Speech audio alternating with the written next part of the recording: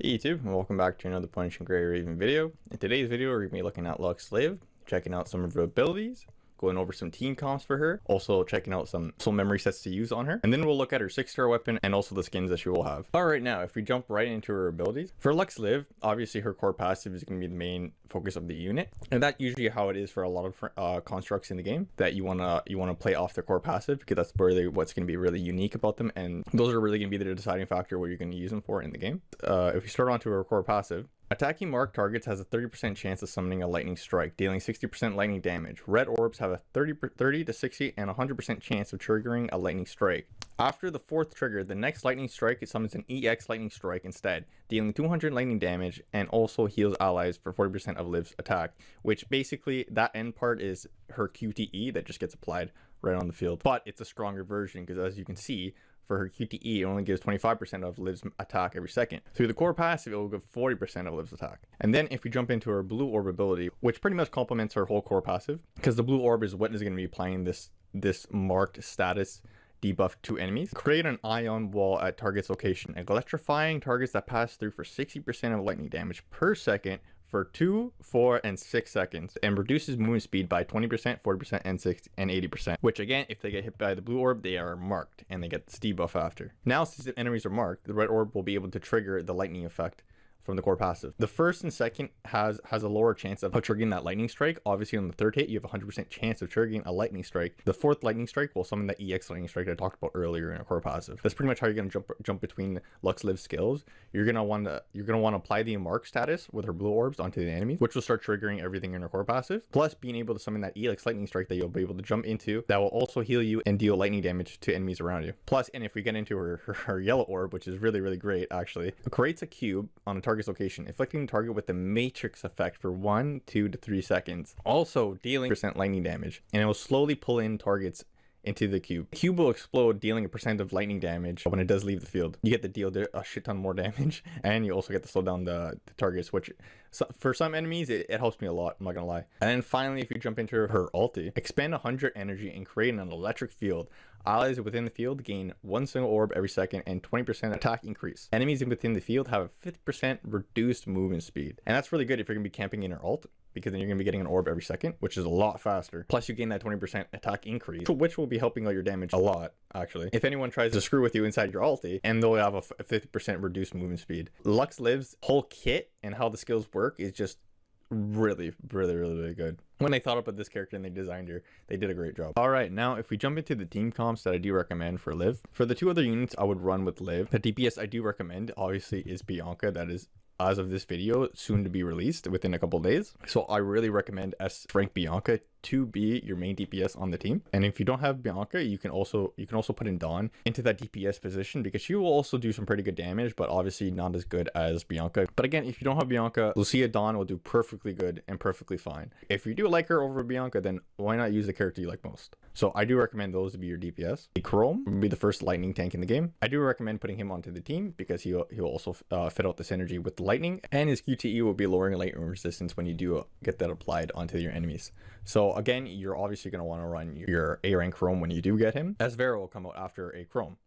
Not right after, but one of the S ranks coming out after Chrome pretty much. But when she does drop, she's obviously going to be the tank I do recommend putting on the team. Because Vera herself, she does stupid good damage. She can face tank a lot of enemies. Plus it's Vera. Who doesn't like, I mean, okay, I like Vera personally. That's why I'm super excited for when the A rank and the S rank release on global. But that's a whole nother thing. Those 2 are going to be the best for your tanks to put onto the team. And the last slot is obviously the healer slot, which Liv was going to occupy that slot pretty much because she's the healer. And that's pretty much your whole lineup for a lightning team that I would run with Liv. Obviously, since Liv is the healer, you can pretty much throw her on any comp. She'll do well. Healers are very important in the game. So definitely try to make sure you build up all the Livs that you do own on your accounts. If you do end up owning all 3 Livs, definitely build them out. Make sure they're pretty much one of your top priorities. Now, jumping into Liv's memory sets that I do recommend putting onto her. Now, for the memory sets, there's 2 support combinations I do want to mention. The first one being a 4-piece Guinevere set, which lets you heal for more on the 2-piece, also increasing your elemental damage and resistance. The 4-piece Guinevere set is just a really good support set most of the time. You can run Phillips on Lux if you really wanted to, but that's if you're going to be supporting a physical damage dealer. So since you're going to be supporting, let's say, S Bianca, you're going to want to run the 4-piece Guinevere for more heals and to also increase the character that is getting healed is elemental damage, plus their elemental resistance, which is a little nice there. On the 4-piece set, you get that little drone that follows you around that heals you for a longer period of time than the little circle heal that was applied on the QTE was up for, which I do really like. And plus the drone will be giving you that elemental attack increase. The 4-piece Guinevere, really good, really nice, complements Lux healing abilities. And the 2-piece I do recommend to go with this set is actually the Cody set, which reduces it by 20% amount of energy you do need to set off your ult. Plus you get 20% more energy off every orb you do use. And all that is pretty much gonna be the first memory set combination I do recommend for support. The second support set is pretty easy to probably get your head around. You probably already guessed it. Is just gonna be a 4-piece Da Vinci. Pretty much just gonna help you get an attack increase and obviously the defense increase again. But with the 4-piece, you do end up getting that another 20% attack increase. So you end up getting a 30% attack increase overall within the whole set. But the thing about it that's nice, it also lets you trigger the other character you have that's not on the field's QTE, which is very, very, very good and helpful. And the 2-piece I recommend running with the Da Vinci is the 2-piece Guinevere, because obviously you'll be getting an elemental attack increase, plus you'll be getting the extra heal percent as well from the 2-piece Guinevere, which is again really helpful because you want to be stacking as much healing sometimes as you can on Liv, just in case you get into those tricky situations. All right, now onto the fun little set that I did want to mention to you, the last one, the DPS version of Lux Liv. For the memory set, I would run obviously the 4-piece Heisen,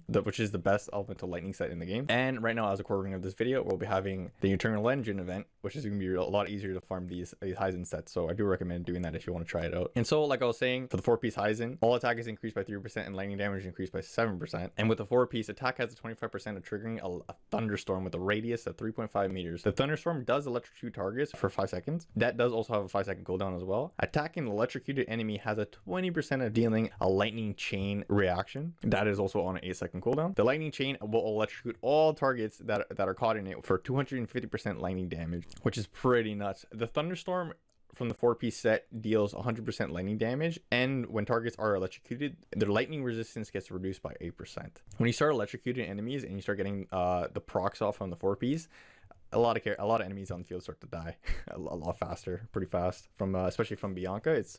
With Liv does apply a lot of lightning through a lot of her abilities. So if you do want to run her as the main DPS just for fun, shits and giggles. With the 2-piece Cody, with the 4-piece Heisen, you're pretty much going to want to like stay into Liv's ult. And with that, you're just going to be shredding when enemies get close. They're going to get slowed down trying to get to you. You're going to be able to heal a lot in her ult. And obviously, you're going to be getting a single orb like every second. I do recommend doing this if you want to try a DPS version of Lux Liv. And again, you'll be able to farm out a Heisen set pretty easy right now as recording of this video. All right, now if we check your 6-star weapon, the damage on the 6-star weapon is going to have a 423 damage value with a 245 crit value. And on the skill 1, you get a 10% damage increase to all enemies within a 5-meter radius every time you do use 12 orbs onto the character. And then when you do set off that skill, you do get a 10% damage increase to enemies you are attacking. The 6-star weapon is okay. It's not the craziest thing in the world in my opinion, but it does its justice. It does pretty well. But if you really want to try other things, don't be afraid to go ahead and do it. And that's pretty much going to be her 6-star weapon. All right, now onto the final and one of my favorite parts sometimes I'm making these guide videos is checking out the character skins. See, Liv is going to look like this on her final form, which is not too bad. The skin could look a bit better in some ways in my opinion, but overall the skin it's pretty good and it's okay. This is what the gray feather skin is going to look like on version of Liv, which personally I do like this skin. I do like the skin the most out of all of them, but obviously I don't own it because I haven't got around to doing it. I'm going to be trying getting it for coatings. I like this one the most because it seems really nice, really pretty simple with the dressing, and I really do end up liking that short haircut. And the white on black looks really good on her, to be honest. Obviously, we got this fancy new skin that we just got through the Fallen Star update, which took a lot of grinding to get, I'm not gonna lie. This skin's pretty good. For some reason, I do end up liking this one a little bit more, but again, that's just me, a personal opinion. This is probably most people's favorite set to run on her right now, and I do believe I have a picture I'm putting up on screen right now. There is one more skin that Lux Liv will be acquiring. It's this, like, I don't know how to explain it, like this corrupted kind of looked Liv, which I really do like. I think this is on the CN side. I don't know if it's on the G. I do not know if it's currently on the JP side. I could be right or wrong in there. If you really wanted to, you could do some more information and find that out. But personally, damn, this skin looks good. When this skin comes out, this skin will probably be my second favorite for Lux Liv. For some reason, I just can't get over the other skin with the short haircut. That's just me. I really do like it. So yeah, this is pretty much going to be all the skins for Lux Liv currently as making this video. The people behind this game do a really good job on the aesthetics of the characters, which is again one of the reasons I really do love the characters in this game and like playing it a lot. So yeah, guys, that is pretty much everything I did have to go over Lux Liv. If you did find the video informative and helpful, please don't be afraid to leave a like and subscribe. That would help out the channel a lot, and I would appreciate it. I hope you all enjoyed the video, and I'll see all you in the next one. Peace.